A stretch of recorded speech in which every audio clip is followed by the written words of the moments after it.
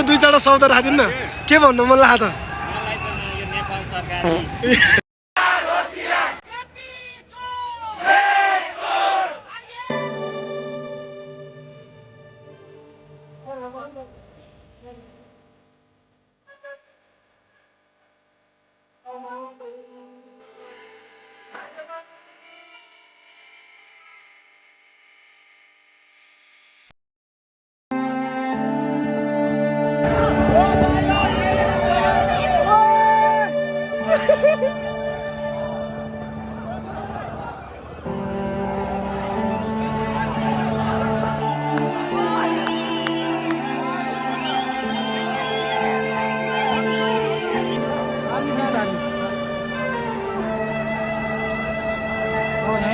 लाग्छ अनि एकैचोटि तोड पार गर्छन् क्या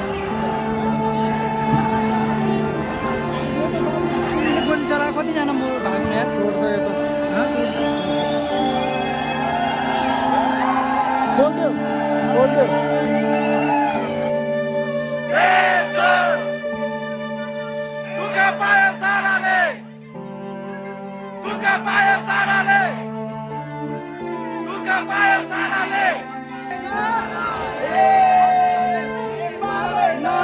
जे जति आक्रमण जे जति परिवर्तन सबै यो जनताको के लागि भएको हो होइन हामी आक्रोशित हुनु जनता आक्रोशित सबैजना आक्रोशित भएर हाम्रो देश अति फ्रस्ट्रेट अति साइको भयो क्या जनता त्यही भएर नै यो परिवर्तन आउनको लागि नै हामी पनि आइदिएको हो होइन अनि देशलाई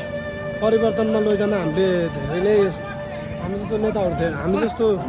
जनताहरू धेरै आउनुपर्छ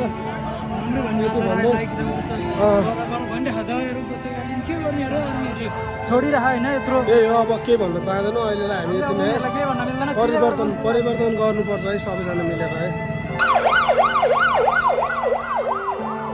देख्न सक्नुहुन्छ यहाँ सडक खुट्टे स्थितमा चाहिँ खतरा भइरहेको छ होइन सरकार विरुद्ध नाराबाजी टायर जलाएर पुरा बन्द भइरहेको होइन देख्न सक्नुहुन्छ अहिले चाहिँ एकदम दर्दनाक अवस्था छ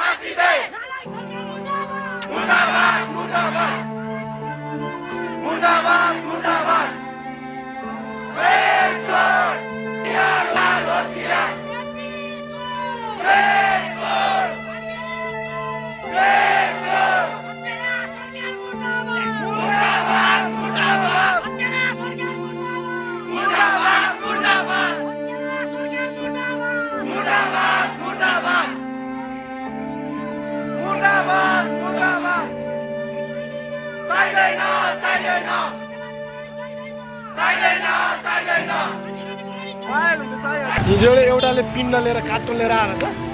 जब गयो नि काटेपट्टि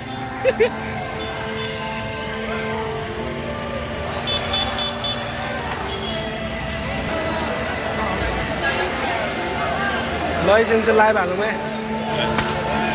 मान्छेहरूको वाइल व्यवस्था भएको धेरै आइसक्यो है यहाँ चाहिँ केही नभए 10 घरको मान्छे भइसक्यो बन्दोबस्ती छ है परिवर्तन हुनुपर्छ अब हामी निस्किने हो अब हामी जाने हो अब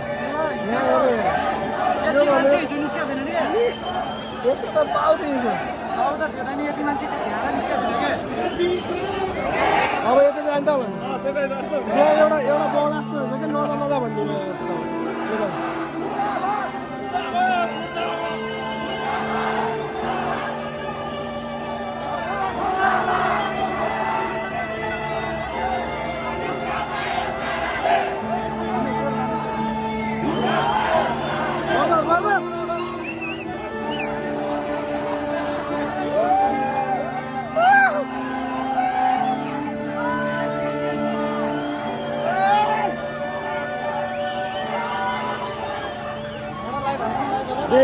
देन हामी आएपछि हेर जेन्जी इन द नेपाल 2 दिनमा चेन्ज लाग्दैन यार जेन्जी इन जे वाइ भाग्नु पर्ने अवस्थामा Kathmandu valley Singhadurbar so attacking the Singha Durbar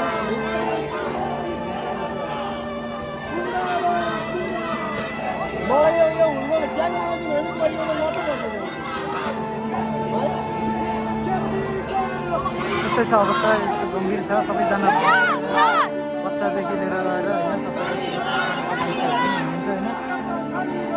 तर पनि हाम्रो यहाँका प्रहरी जवान तथा नेपाल आर्मीहरूले छोड्न चाहिरहेका छैनन् छोडिरहेका छैनन् यो चाहिँ धेरै नराम्रो कुरा हो किनभने नेपालको प्रहरी र आर्मीहरूले चाहिँ त्यसकै कर तथा विभिन्न जनताकै पैसाबाट उनीहरूले तलब पाउने हो